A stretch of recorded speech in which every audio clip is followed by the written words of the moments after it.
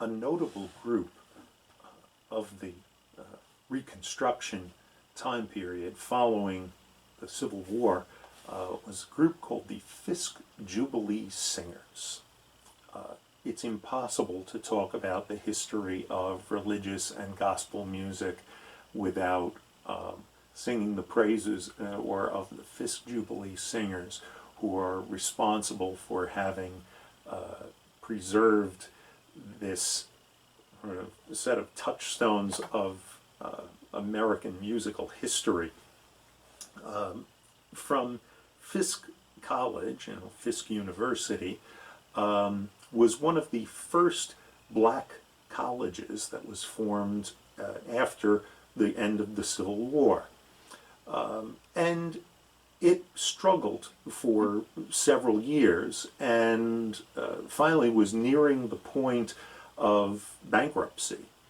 But one thing that was sort of famous in a regional sense from Fisk were their singers, who were known as the Fisk Jubilee Singers.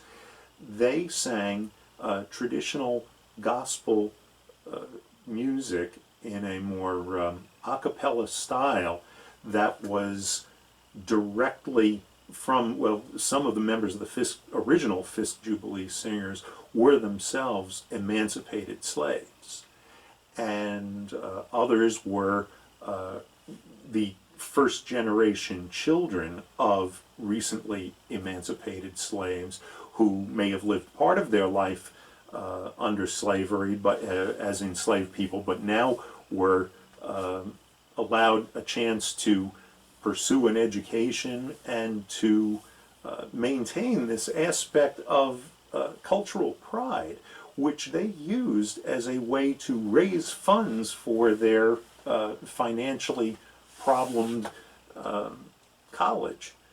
So they proceeded to start touring around, and eventually led to the point where they toured all across the country and in fact all across the world, bringing what we now know as some of the classic songs of American gospel music: Swing Low, Sweet Chariot, Go Down, Moses.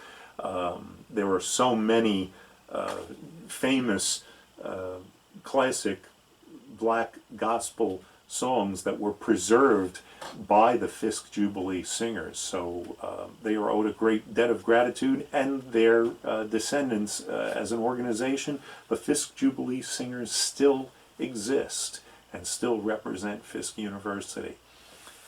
We'll hear an early recording of them from, again, approximately the 1920s, the 19-teens or 20s, a gospel song called All Over This World.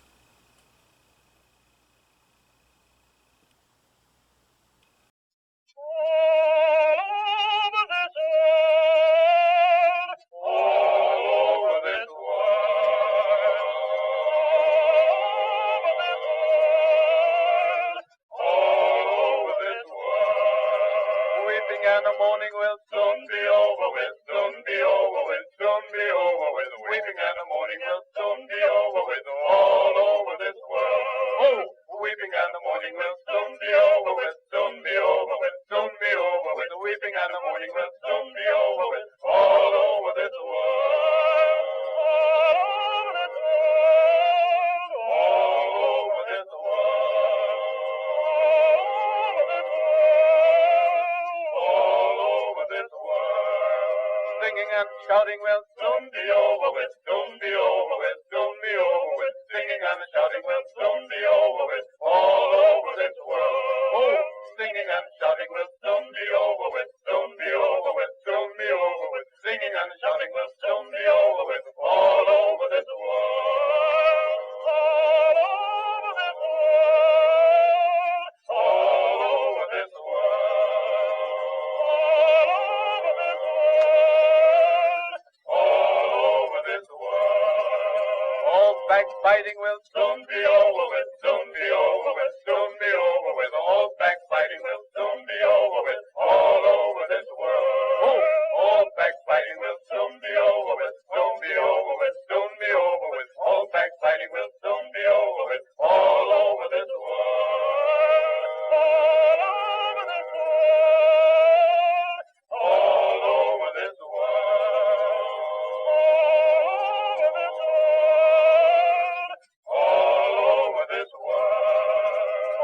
backsliding will soon be over with, soon be over with, soon be over with. All backsliding will soon be over with, all over this world.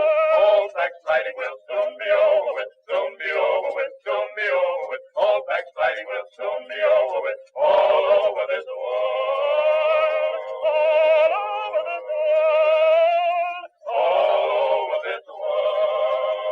All over this world. All over this world. All my troubles will soon be over with, soon be over with, soon be over with. All of my troubles will soon be over with, all over this world. All of my troubles will soon be over with, soon be over with, soon be over with. All my troubles will soon be over with, all over this world. All over this world. All over this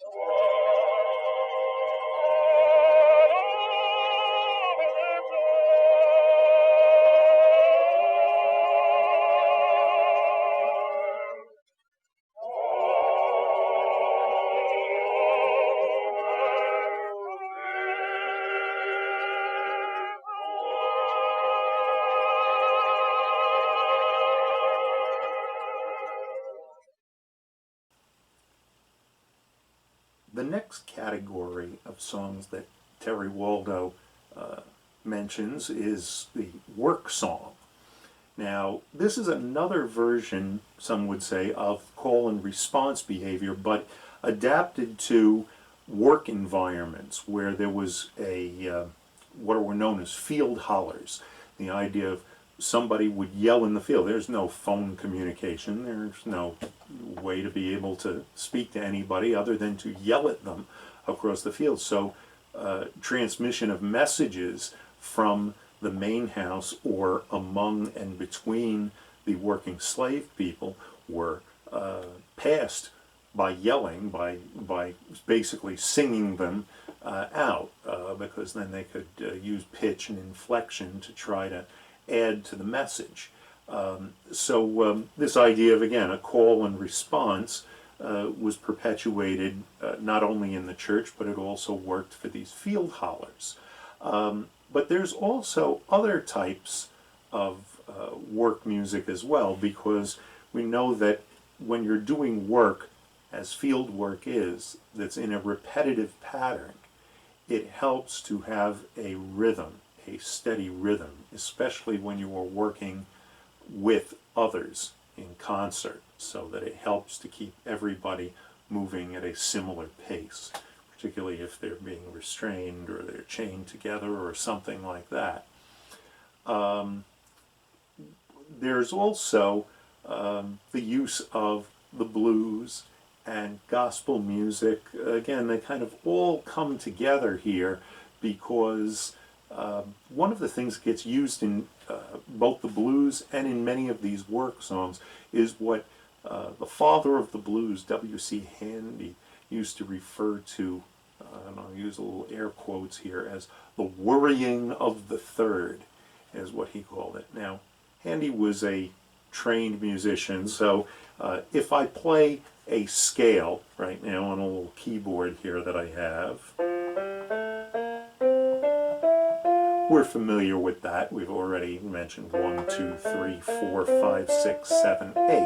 Right? So there's the scale. Well, now what he's talking about, if I move it up to the next scale, to the next octave, now there's 1, 2, 3. Now the worrying that he talks about of the third is maybe flattening the third. So the third, major third, gives more of an upbeat harmony, where the minor third creates a little bit of a darker harmony. All right, so if we play this in the context of blues, all right, there's the major with the major third.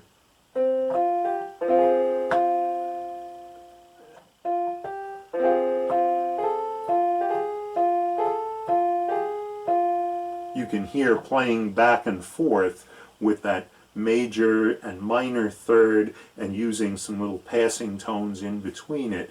This is the effect that W.C. Handy is talking about in the worrying of the third.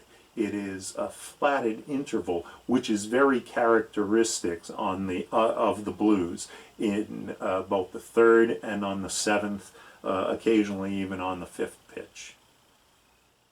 Now, as an example of this worried third in action in work music, I'd like you to hear an example song called "Po Lazarus." "Po Lazarus" was recorded by a group. It is credited as James Carter and the Prisoners. These were actually recordings made in the field at a prison down south by the noted musicologist and cultural historian Alan Lomax. I'm going to be talking more about Alan Lomax as we get a little further on in the semester. No, it won't be too far, but Alan Lomax is an extraordinarily important person in the history of American music, documenting American music. And one of the things he did was to go to a prison work camp down south and record this group with a gentleman named James Carter, who he was interviewing. But this is a work song, "Po Lazarus," as they make use of blue notes, although they probably weren't even thinking of them in that way. They were just singing some work songs.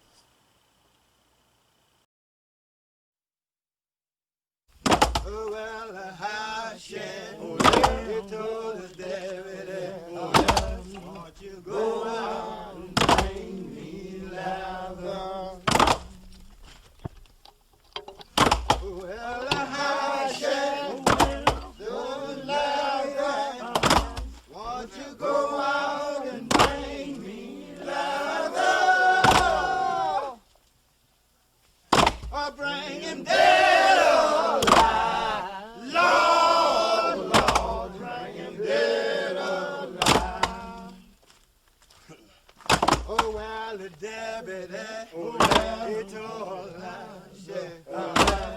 till I ain't gonna mess with lather. Oh, well, the David, he told her how she says I ain't gonna mess with lather. Well, he's a dangerous man, Lord, Lord, he's a dangerous man.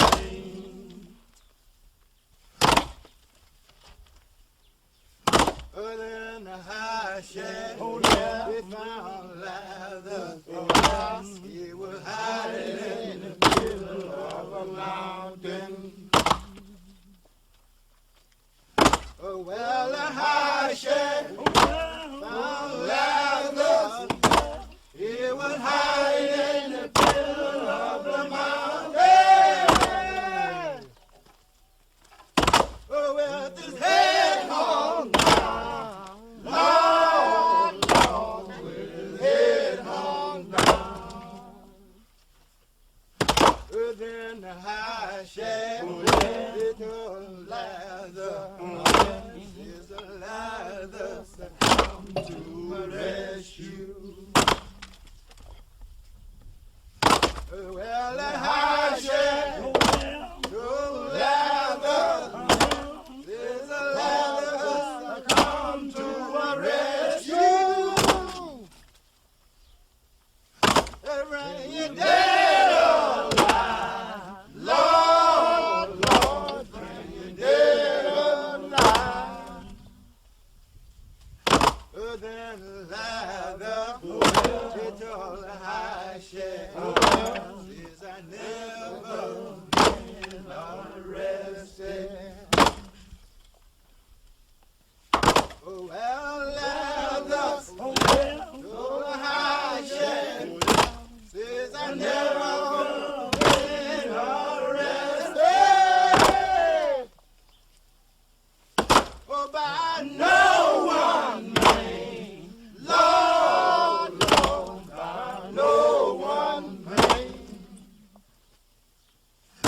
and then I said, we shall louder.